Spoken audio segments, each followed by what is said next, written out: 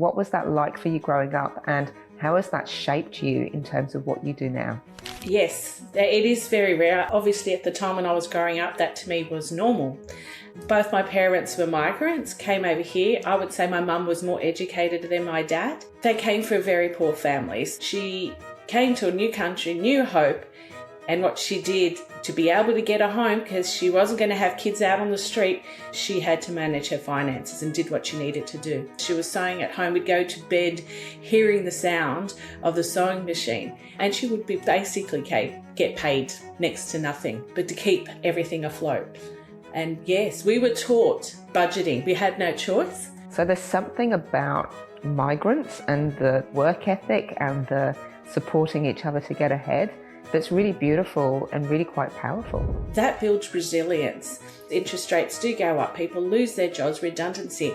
It is a part of life. Life doesn't go smooth sailing. So resilience is really, really important. And it needs to be taught with kids and passed down the generation. Life continues and we have to adjust. A lot of the times, women don't actually know the finances. They trust the male, the money is coming in, but they don't know it. One of the other key things is that women need to have a separate bank account. If you need to run away, you're talking about emotional abuse, domestic violence, survivors, you've got that. You don't want to ever be in a position where you are so vulnerable and you're an economic prisoner. And that's why the imbalance of power is how abuse is allowed to occur. What does it take to be a financially empowered woman?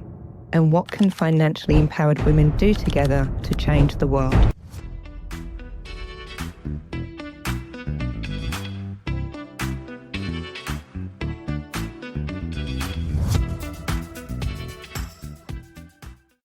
A shocking statistic is that around 400,000 women in Australia are at risk of homelessness. And the cause of this is the lack of education about how to build a financial foundation, starting even before we first enter the workforce and well into our retirement years. My name's Dion Payne, and I'm the founder of the Financially Empowered Women podcast. I'm passionate about ending homelessness, and as part of that passion, I chose to look at the systemic barriers that are causing homelessness for women in the first place. The Financially Empowered Women podcast is designed to bring you the best experts from around the world to increase your financial know-how and give you practical and women-specific tips to overcome the challenges you might be facing, such as how to negotiate a better salary, demystifying super, or how to navigate a separation and ensure the assets are distributed fairly.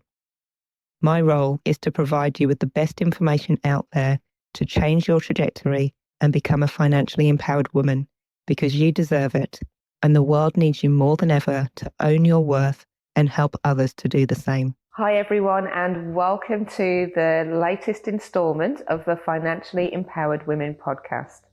My name's Dion Payne. I'm your host for today, and I'm joined by Christina Jameson. Let me tell you a little bit about Christina. Christina has a company called School of Home Ownership.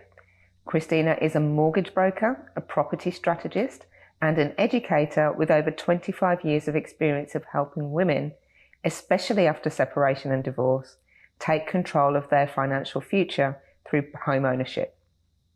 She has bought and sold over 45 properties, created solutions like rent to own, and advocates for domestic violence survivors. Welcome, Christina. Thank you very much. Thank you, Dion. Lovely to be here. It's lovely to have you here. Now, I was reading a little bit about you, and you mentioned that one of the big influences on who you are today is your mum, and the fact that you were brought up in a migrant household and your mum had control of the finances. That's something that is really rare. That's really not a conversation that I've had with many people. So I'd love to hear from you. What was that like for you growing up, and how has that shaped you in terms of what you do now? Yes, it is very rare. Obviously, at the time when I was growing up, that to me was normal. But both my parents were migrants, came over here. I would say my mum was more educated than my dad. And they came from very poor families. So I think a lot of women, and speaking to a lot of women who would have gone through divorce, They've had to really know how to control their finances. It becomes a need. And for migrants in those days, they came with nothing. They really had to control their finances. So my mother was one of them, and she came to a new country, new hope. And what she did to be able to get a home, because she wasn't going to have kids out on the street, they were going to get a house first, make sure the kids could stay in there. And so she had to manage her finances and did what she needed to do. And to keep the home, we did that as well. And unusually, like in those days, women didn't work too much. But my mother had to work, and lowly paid as well as a labourer, to be able to make sure that we could keep that home and have a home. So she did a lot of work, and I remember as a seamstress, she was sewing at home. We'd go to bed hearing the sound of the sewing machine, and she would be basically get paid next to nothing, but to keep everything afloat. And yes, we were taught budgeting. We had no choice. For example, having 3 girls and always wanting new clothes. The way that my mum coped with that is that here's the money for you. You choose. If you buy one shirt, then that's your thing. If you buy multiple clothes, then that's your choice. So we definitely learnt how we could stretch out our money. And I use the same principle as well for my boys as well growing up. That's fantastic. And look, it reminds me, it's kind of skipped a generation for me, but my grandparents migrated to the UK.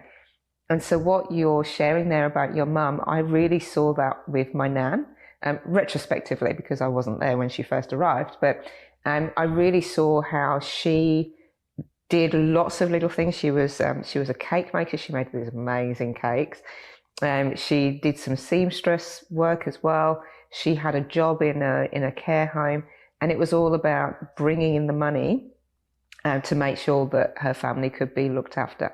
And the other thing that that really struck me, and you speaking about this reminded me of it, was because there was a lot of Jamaican migration. So this was back in the early 60s. There were a lot of Jamaicans that migrated to the UK, and they also, being part of a big church community as well, they really did help each other. So they had a system called the partner system, which is still running today in terms of it's a very Jamaican thing. But everybody puts money into the pool, and they do that on a week by week basis. So it's a regular saving scheme. And then one person in the group will get all the money for that week, and then the next person in the group will get all the money for that week. And so it goes round and round. And they did that, and they also used that to buy their homes, and just to be able to support the community around them to be able to buy homes as well. So there's something about migrants and the work ethic and the supporting each other to get ahead that's really beautiful and really quite powerful. Yes, and what I find is that builds resilience. And one of my concerns that my mother has is that, oh no, I don't want your children to have to go through what we did. But I think it's actually very key that they do know about it. And it's an example for me. It's set financial resilience that is very critical in today's age, because interest rates do go up. People lose their jobs, redundancy. It is a part of life. Life doesn't go smooth sailing. So a lot of people who would have gone through divorce, you don't get to 50 without some sort of difficulties. Life doesn't turn out. It's not perfect. So resilience is really, really important, and it needs to be taught with kids and passed down the generation. I think when people came back from the war, they wanted everything to be perfect, but it just isn't. And life continues, and we have to adjust. Yeah, 100%. And our young people are having new challenges as well. Now, I loved what you had to say about how you're teaching your boys about financial resilience. And it's good to... My perspective is that I certainly talk a lot about the challenges for women, and of course you do as well, the challenges for women if they don't have that financial resilience later in life. But then just remembering that we need to teach our kids, both genders, we need to teach them from an early age about that financial resilience piece as well, so that everybody can be empowered, and so there is an equal playing field. I'd love to hear what you're teaching your boys about financial resilience. I hear a lot of complaints. So my kids are now about 20. My eldest one's turning 20. So he's got a lot of friends, and the 19-year-old has lots of friends. So I've got 3 boys. And the older 2, housing's unaffordable, we're never going to be able to do that. And it's like, you can't say that. This is School of Home Ownership. What are you talking about? So one of the key things is like, you have to have a job, right? Like, you don't sit and I love my kids, but one of them didn't like working. There was issues. He's very engineering minded. So he's now got a job as an engineer. He was built for that. But I've got an engineering background, so I'll say it. Social skills isn't the best skills as an engineer. So when he was working at different jobs, he had to, he couldn't over communicate, like missing rosters and things like that. And he's actually good. They're all good workers. So he didn't want to work. He goes, no, I'm not going to do this. It's like, right, you're finishing your HSC. You'll be the only kid that doesn't have a computer or a phone because you don't work. So it's very clear that you had to work, because you're not going to get a home without a deposit, even if you've got parents' help. And I see lots of parents that will throw down everything for their kids to have a home.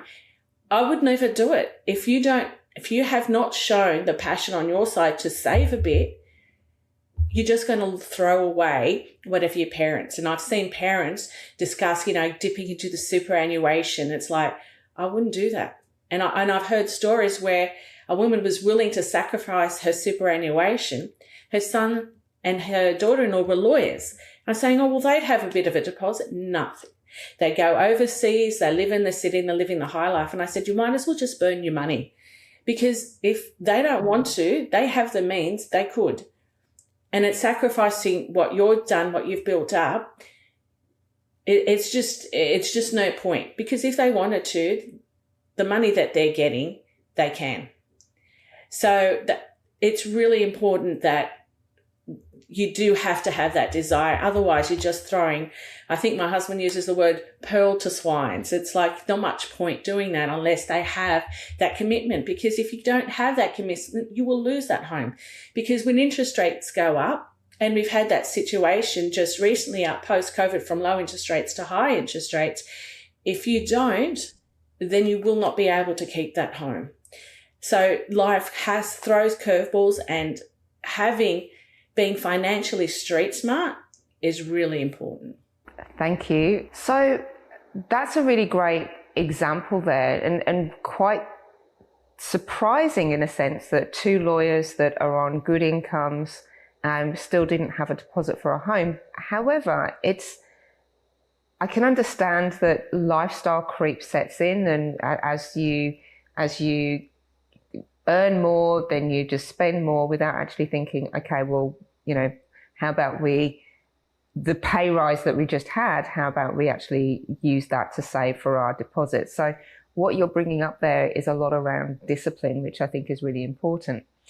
I'd love to hear from you. How do you help people in terms of coaching them to get them ready for home ownership? So there's a whole different raft, depending on the generation. So if we focus on the divorced women and empowering women, what I found is we still hold a bit of traditional values where the women would do a lot more sacrificing and raising the kids, and the husband would generally earn more and work full time. That is changing, and I've seen it.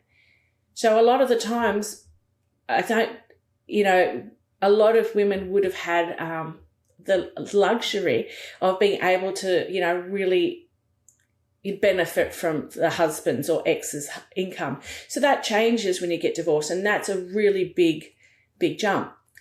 And statistically, in 70% of households, the man makes the financial decision. So when they split up, you're talking about 70% of people will not have that financial decision, those major financial decisions experience. So I usually start, and I think it's probably summarized in a masterclass. So we have different issues, but the first one and the biggest one is the mindset. it's so important to be able to move from, oh, I'll never be able to focus on what can I do?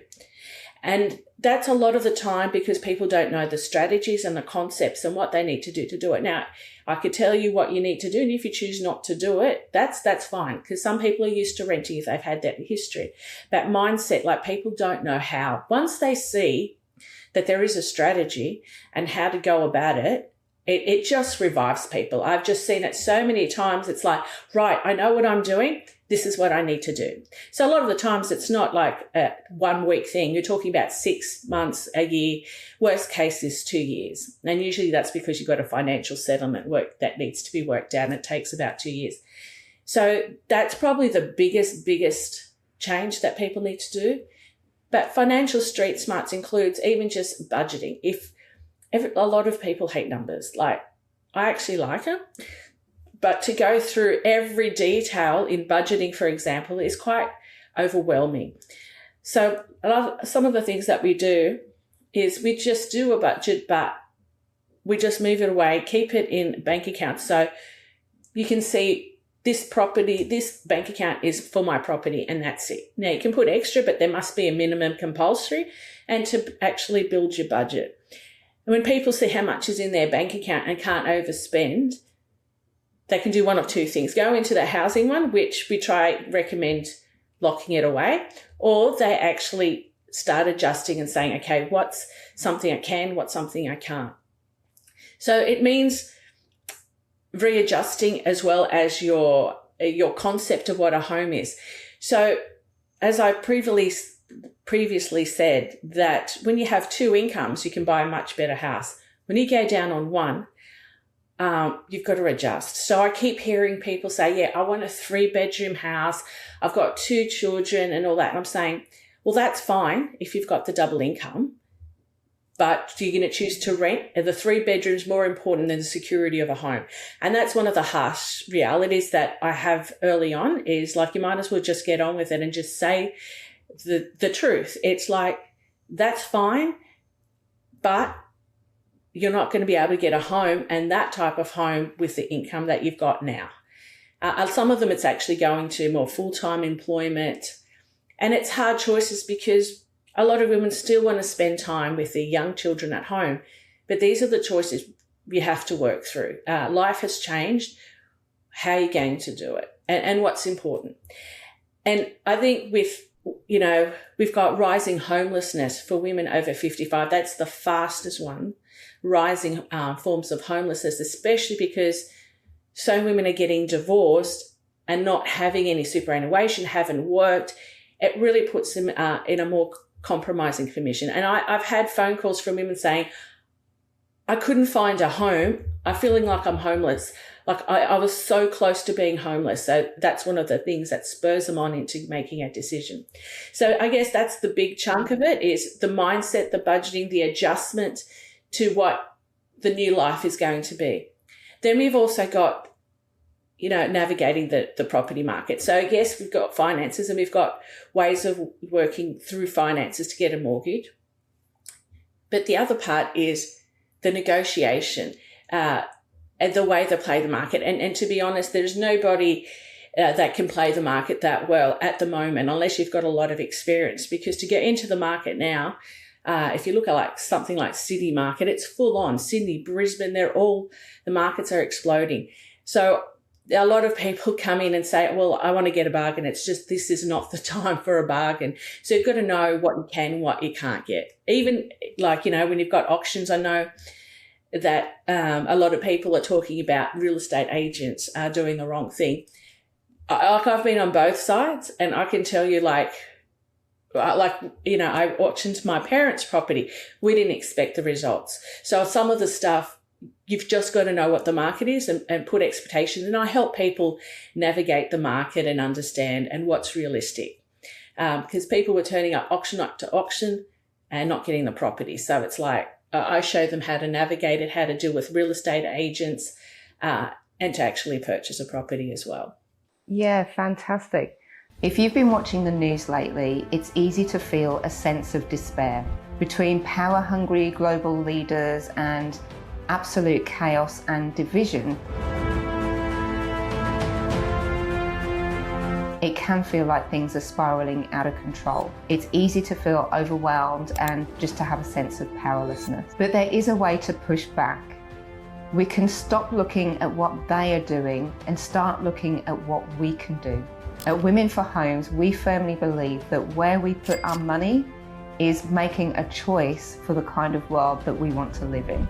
Our mission is powerful: to mobilise 1 million women to invest $5,000 to end homelessness by 2030, whilst being financially empowered along the way. It's practical, it's tangible, it's something that we can do now, and it's something that we can do to take our power back. Join us at www.womenforhomes.com. That's women4homes.com. Now, I'd love to drill in a little deeper to the financial vulnerability that women experience after separation and divorce. I know that's something that you see a lot of. What are some of the factors that are causing that are leading up to that? There's multiple reasons. A lot of the times, women don't actually know the finances. They trust the male, the money is coming in, but they don't know it. And in my situation, my husband doesn't know. So I've had to really push my husband to know. It's like, if something happens to me? Because my kids, what's going to happen to my kids? You need to be able to, step up if, something goes wrong with me, you need to go. And we had a situation where I was sick and my husband was doing it, and it was like total disaster. So we learnt you've got to have that skill. So that's one of the key points. And we talk about, for example, men with businesses, women don't know. Money's been hidden. And we're talking about real, if I could use the word narcissistic men, that, yes, they're high income earners, but they've also got access to information, to tricks, to whatever. Like, for example, there's shares. They've got shares overseas that the women didn't even know how to get the information. She only found out about it after the settlement and opened an envelope because she was living in the house temporarily. So you've got to know the finances. Not that you need to go out and go get it, is you've got to know. You've got to know. One of the other key things is that women need to have, if the most vulnerable, need to have a separate bank account that may not go just $10,000. And that's, if you need to run away, we're talking about emotional abuse, domestic violence survivors, you've got that. So you need to have, your ID, your bank account, and you need to be able to support yourself for a short period of time. Because if you get into that position, it's actually really hard to get even a temporary property. The system is just not anywhere good enough, which is unfortunate. So you don't want to ever be in a position where you are so vulnerable and you're an economic prisoner. So, and that's why the imbalance of power is how abuse is allowed to occur. Because if everyone leaves as soon as there's the first sign of abuse, it would stop. You'd have to deal with it, but it takes years. And a lot of the time it's when you're in an economically vulnerable position. You've got children to feed. So that's one of the key issues. So know your finances. I actually recommend you always work. Now people say, oh, I'd love to, keep with the kids. Well, I always say first of all, for sanity's sake, to have a job. Like I had 3 kids when they were young. It was crazy, but it also keeps you out in the market and makes you less vulnerable. You've also got sounding boards and people that you can actually compare to. So it's really important. I think that those are ways that you keep yourself in a less vulnerable position. Yeah, look, that's really sage advice, and it reminds me of a couple of conversations that I've had recently. One was a little while ago with a lady who was experiencing domestic violence. She put up with it for a long time because she knew that once she left, she would be homeless. But the crux of it that she had to leave was that she knew that if she didn't leave, there was going to be a fatality, and it was probably going to be her or her kids. So she did. She left, and she ended up sleeping in her car for a period of time with her son, who was in year 12, and he was finishing his HSC, sleeping out of their car. Thankfully, they got back on their feet. They're now in accommodation, but that was a real example of what can happen. Sort of that's the sort of extreme of what can happen, and it was really, really unfortunate for her and for her family. And then the other conversation I had was with a girlfriend yesterday who is thinking about leaving her partner, but wants to get herself ready before she actually makes that move. So I loved what you had to say about having the separate bank account, having some money so that if you do have to leave, you've got some, you're prepared, and it doesn't have to be the extreme case that I referred to before. Yeah, and I think a lot of people, it's quite interesting because a lot of women saying, oh, he's quite amicable, and she's got the kids and they're mediating and it's 50-50 with the property. I go, well, I don't think it's 50-50 given that your income and your kids. So like having known how the system works. But it's strange because as soon as you say, it's, I guess, some sort of denial that they're amicable. But once you say what's fair, they're no longer amicable and doesn't want to actually deal with it. So yeah, it's a very vulnerable position, and a definition of amicable when it goes their way, it's not amicable. Amicable means working it out together. And it's very difficult to do that. Like I've seen it, but it's very, very rare that an ex is truly amicable. Yeah.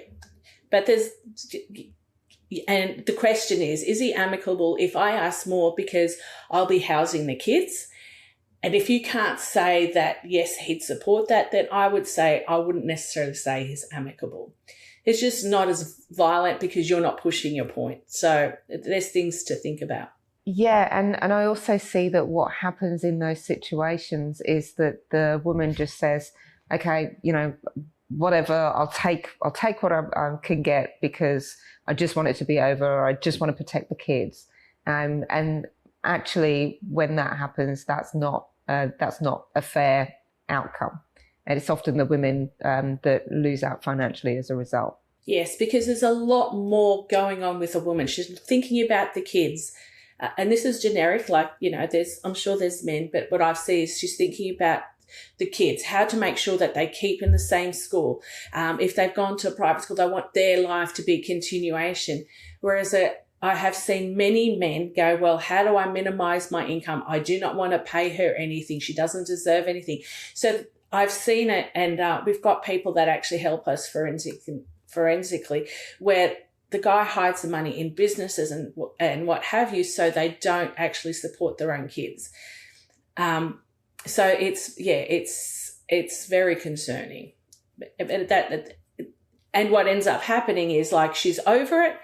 The hassle that she gets. I knew one person that was getting asked to, he's actually got a business. No, it's cash in hand, but he had the money to spend on his solicitor to ask her every bank statement to come up with a list of, questions of where she spent her money. So that cost her $300 each time just to ask that question.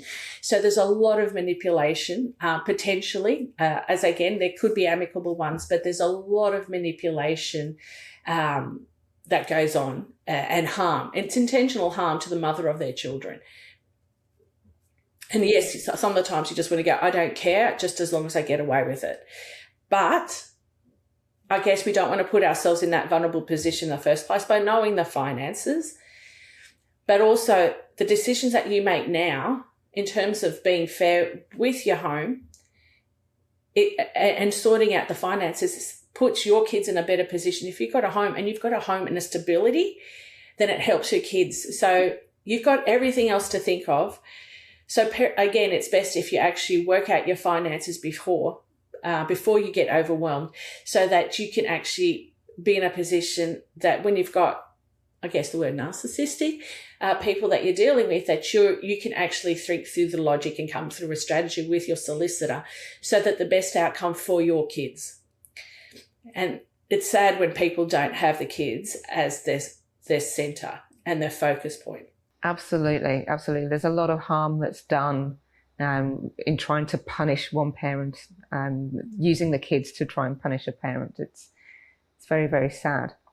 Now, Christina, we are almost at the end of this podcast interview, and I'd love to end on a really sort of positive note. So for anybody that's listening to this, what are 3 sort of strategies that they could use to maximize what they can do to get onto the property ladder? So whether they're looking at doing this for the first time, or whether they're divorcing or separating and having to start again, what are three strategies that they could use to get there as efficiently as possible?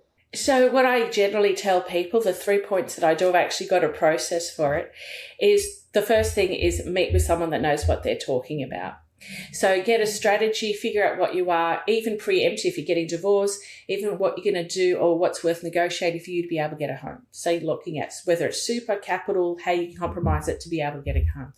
Yeah, or get your finances in order. So know how much you can borrow. But look at the strategy, and I think that's where people get caught out, because people do see mortgage brokers, which is fine, but it's the strategy.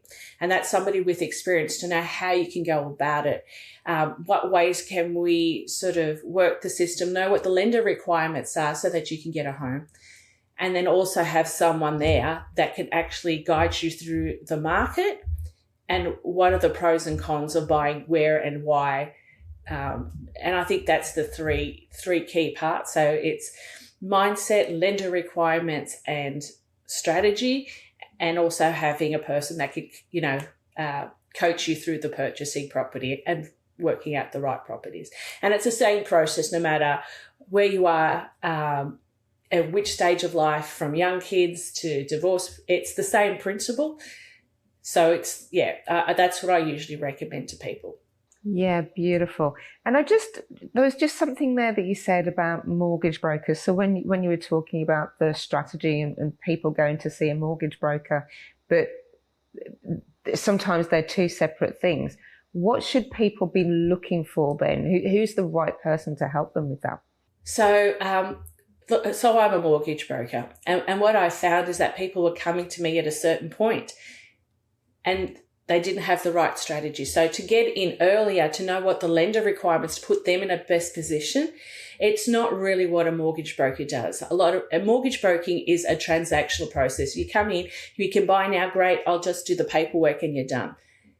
But you need to have more of a relationship if you want to get the most bang for your buck.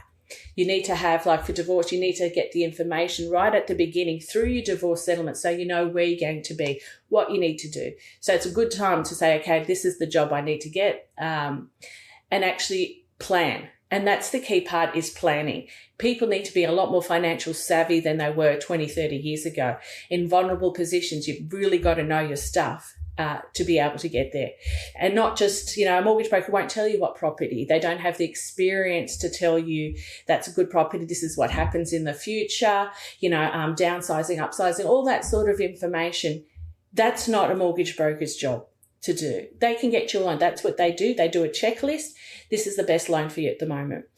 It's not their job to be able to coach you through to getting a property. So I found that was a real gap. In the 25 years, it's becoming more and more critical that people become financially savvy.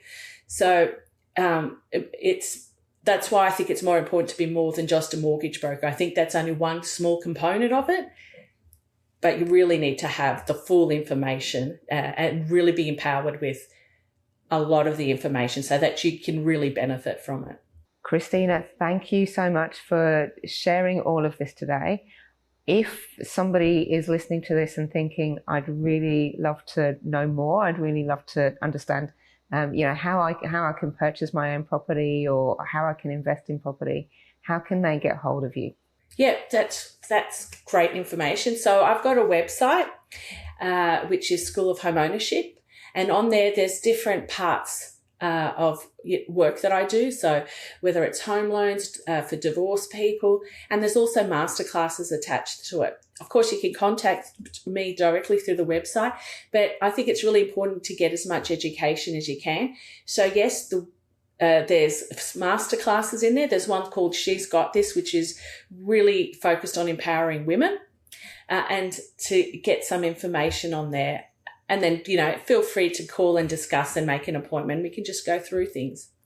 Oh, and of course, I should say that we've also got social media. So we've got a free education on YouTube, what do you call it? Instagram, Facebook, and we're trying to go on TikTok. That's that's a new thing for me. So we want to just get information, education material out there so people can access and really empower themselves. Yeah, that's wonderful. Thank you so much for sharing that, Christina. And of course, we'll have all of the links in the show notes so that people will have easy access to that. So again, Christina, thank you so much for your time. It's been a real pleasure and such valuable information and also inspiration. Thank you. Thank you. What a privilege it is to work with another person that feels so passionate about empowering, especially empowering women. So thank you. Yeah, thank you.